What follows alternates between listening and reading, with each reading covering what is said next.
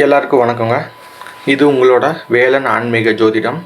நம்ம பார்த்துட்ருக்கிறது நவக்கிரகத்தோட வரலாறு பார்க்குறோம். சூரிய பகவானோட வரலாறு நம்ம பார்த்தாச்சு. சந்திர பகவானோட வரலாறையும் நம்ம பார்த்து முடிச்சாச்சு. அடுத்தது செவ்வாய் பகவானோட வரலாறையும் நம்ம பார்த்தாச்சு. இந்த 3 வீடியோஸும் நம்ம சேனலில் இருக்குது, போய் பாருங்கள். அப்படி இல்லை அப்படின்னா டிஸ்கிரிப்ஷனில் நம்ம லிங்க் கொடுக்குறேன், அதில் போய் செக் பண்ணிக்கோங்க. அந்த வீடியோஸ் எல்லாமே பாருங்கள். ஓகே, இன்றைக்கி நம்ம பார்க்க போகிறது பார்த்திங்கன்னா ராகு கேது அப்படின்னு சொல்லக்கூடிய 2 சர்ப்ப கிரகத்தோட வரலாறு பார்க்க போகிறோம். இந்த ராகு கேதுக்கு ஒரு பழமொழியே சொல்லுவாங்க, ராக போல் கொடுப்பார் இல்லை, கேதை போல் கெடுப்பார் இல்லைன்னு சொல்லிட்டு ஒரு பழமொழியே சொல்லுவாங்க. ஓகே, அப்பேற்பட்ட ராகு கேதுவோட புராணம் இன்றைக்கி நம்ம பார்க்கலாம். தேவர்கள், ரிஷிகள், முனிவர்கள் இவங்க எல்லாருமே கூடி பேசுகிறாங்க. அதாவது நம்மெல்லாம் நீதியை நிலைநாட்டணும், தர்மத்தை காக்கணும், சத்தியத்தை நிலைக்கி வைக்கணும் அப்படின்னு சொல்லிட்டு எல்லாருமே கூடி பேசுகிறாங்க. அதுக்கெல்லாம் நம்ம சாகக்கூடாது, அப்போ சாகா வர வேணும், என்ன பண்ணலான்னு இல்லை யோசனை கேட்க நாரத முனிக்கிட்ட எல்லாருமே போகிறாங்க.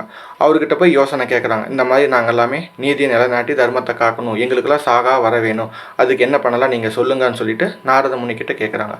அதுக்கு நாரத முனியை நீங்கள் பார்க்கடல் சொல்லக்கூடிய அந்த திருப்பார்கடலை கடைஞ்சா அதிலிருந்து அமிர்தம் வெளியில் வரும், அந்த அமிர்தத்தை நீங்கள் எல்லாரும் உட்கொண்டா என்னைக்கும் சாகா வரம் உங்களுக்கு கிடைக்கும் அப்படின்னு சொல்லிட்டு யோசனை சொல்கிறாரு. ஓகே, இதுக்கு எல்லா தேவர்களும் பேசி முடிவெடுத்து கட்டுப்பட்டு அங்கே வர்றாங்க.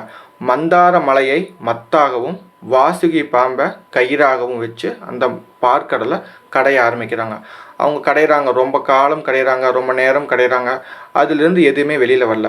எல்லா தேவர்களுக்கும் இன்னும் கொஞ்சம் ஆட்கள் தேவைப்படுறாங்க, அதாவது அந்த மலையை கடையிறதுக்கு. அப்போது எல்லா தேவர்களும் கூடி பேசி ஒரு யோசனை பண்ணி அசுரர்கிட்ட நம்ம போய் பேசலாம், அவங்களையும் வர வைக்கலாம். அப்போ அவங்களும் வந்தாலும் நமக்கு வரக்கூடிய அமிர்தத்தை அவங்களுக்கும் பாதி கொடுக்கலாம் அப்படின்னு சொல்லிட்டு பேசி முடிவெடுத்து இந்த யோசனையை போய் அசுரர் குல தலைவர் அசுரர் குலம் அவங்கக்கிட்ட எல்லார்கிட்டையும் சொல்கிறாங்க. அசுரர் குலமும் இதுக்கு கட்டுப்படுது. ஓகே, அப்போ அசுரர் குலமும் தேவர் குலமும் 2 பேருமே வாசுகி பாம்பை கயிறாகவும் மந்தார மலையை மத்தாகவும் கொண்டு கடைய ஆரம்பிக்கிறாங்க. இதில் அசுரர் கூட்டம் வாசுகி பாம்போட வாயு பகுதியில் நின்றுக்குது. ஏன்னா வாய் வழியாக தான் அமிர்தம் வரும் அப்படின்னு நினச்சிக்கிட்டு வாயு பகுதியில் நின்றுக்கிறாங்க. தேவர்கள் வாசுகி பாம்போட வால் பகுதியில் நின்றுக்கிறாங்க. ஓகே, அப்போ 2 பேருமே, அதாவது தேவர்களும் அசுரர்களும் 2 பேருமே அந்த மலையை கடைய ஆரம்பிக்கிறாங்க. அதிலிருந்து தேவர்களும் அசுரர்களும் பாற்கடலை கடையும் பொழுது உஜ்ஜை சிரவஸ் என்ற குதிரையும் ஐராவதம் என்ற வெள்ளை யானையும் காமதேனு என்ற பசுவும் கற்பக விருட்சங்கள் அப்படின்னு சொல்லக்கூடிய மரங்களும் எல்லாமே அந்த கடல்லிருந்து கிடைக்குது.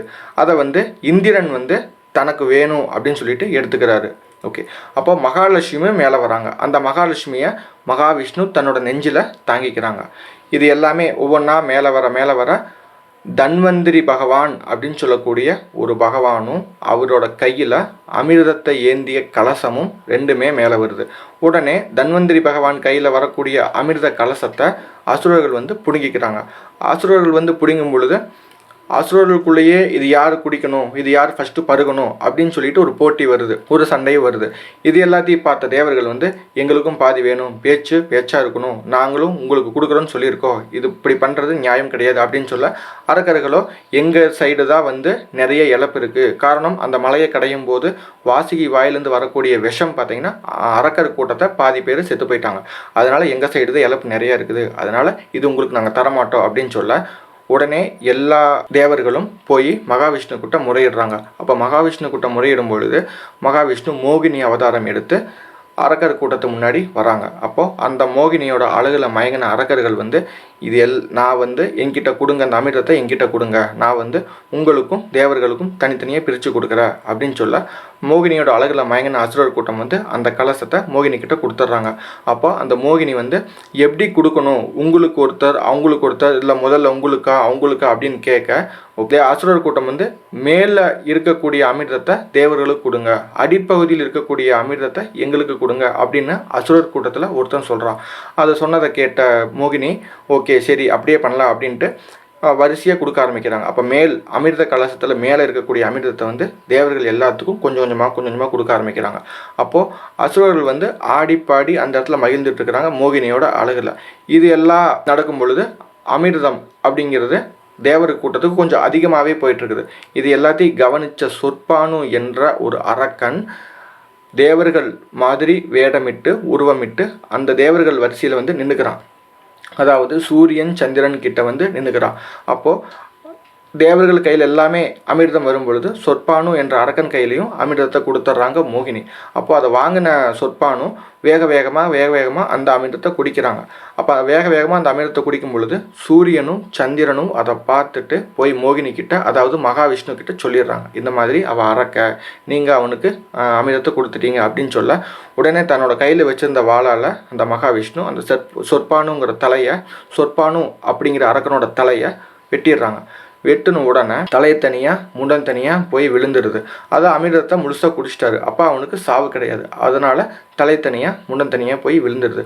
உடனே இது எல்லாத்தையும் பார்த்துக்கிட்டு இருந்த தேவர்களும் அசுரர்களும் மகாவிஷ்ணுக்கிட்ட, எங்களுக்கும் அமிர்தத்தை கொடுக்கும்படி அசுரர்கள் கேட்க, நான் கொடுக்க மாட்டேன், உங்களிலிருந்து ஒருத்த வந்து பொய்யா வேடமிட்டு என்னை ஏமாற்றி அமிர்தத்தை வாங்கிட்டான், அதனால் கொடுக்க மாட்டேன் அப்படின்னு சொல்லும் பொழுது அந்த அசுரர் கூட்டம் சொற்பானுவை அசுரர் கூட்டத்துக்குள்ளே ஏற்க மறுக்கிறாங்க. அப்போது தேவர் கூட்டத்துக்குள்ளேயே ஏற்க மறுக்கிறாங்க. இது எல்லாத்தையும் பார்த்துட்டு இருந்த சொற்பானு தனித்தனியாக போய் பிரம்மதேவர்கிட்ட முறையிடுறாரு. அப்படி முறையிடும் பொழுது அந்த சொற்பானுங்கிற உடல் கிட்ட பாம்போட தலையே கொடுக்குறாரு. அந்த பாம்போட தலைக்கிட்ட வால் பகுதி, அதாவது மனுஷனோட தலைக்கிட்ட வால் பகுதியை கொடுக்குறாரு. அப்போது இதுதான் ராகு கேது. அப்போது பாம்பு தலை மனுஷ உடல் கேது பகவானும், மனுஷ உடல் பாம்பு வால் ராகு பகவானும் 2 பேரும் உருவாகிறாங்க. அப்போ இந்த 2 பேர் உருவாகும் பொழுது பிரம்மதேவர், நவக்கிரகங்களில் ஒன்றாக நீங்கள் வந்து இருப்பீங்க, உங்களுக்கு வந்து சூரியரும் சந்திரரும் பகையாவாங்க, நீங்கள் வந்து நவக்கிரகம் எல்லாருமே முன்னாடி போவாங்க, நீங்கள் வந்து 2 பேருக்கும் பின்னாடி வருவீங்க. அதாவது ராகு கேது அப்படின்னு சொல்லக்கூடிய 2 சர்ப்ப கிரகங்களும் நவக்கிரகத்தை நோக்கி பின்னாடி வந்துட்டுருப்பீங்க அப்படிங்கிற மாதிரி சொல்லி முடிக்கிறாங்க. இதுதான் ராகு கேதுவோட வரலாறு அப்படின்னே சொல்லலாங்க. இது ஒரு புராண கதை அப்படிங்கிற மாதிரி சொல்லலாங்க. ஓகே, நம்ம சேனலை சப்ஸ்கிரைப் பண்ணுங்கள், ஷேர் பண்ணுங்கள், லைக் பண்ணுங்கள், கமெண்ட்ஸ் பண்ணுங்கள்.